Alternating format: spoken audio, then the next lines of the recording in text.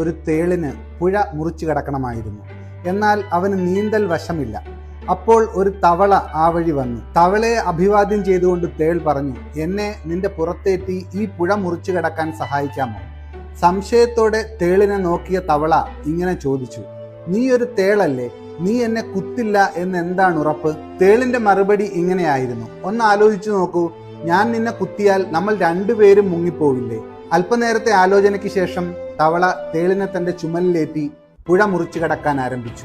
പുഴ മധ്യത്തിൽ വെച്ച് തവളയ്ക്ക് തന്റെ പുറത്ത് വല്ലാത്ത വേദന അനുഭവപ്പെട്ടു. കാരണം ആ തേൾ അവനെ കുത്തിയിരുന്നു. നീ എന്തിനാണ് എന്നെ കുത്തിയത്?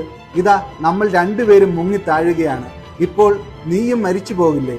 തവള ചോദിച്ചു. നെടുവീർപ്പെട്ടുകൊണ്ട് തേളിന്റെ മറുപടി ഇങ്ങനെയായിരുന്നു, ഇക്കാര്യത്തിൽ ഞാൻ നിസ്സഹായനാണ്. കാരണം കുത്തുക എന്നുള്ളത് എൻ്റെ സ്വഭാവത്തിലുള്ളതാണ്. നിങ്ങൾ ആരെ വിശ്വസിക്കണം എന്ന കാര്യത്തിൽ ശ്രദ്ധാലുവാകുക. കാരണം കൃത്യസമയത്ത് ആളുകളുടെ തനി നിറം പുറത്തു വരും.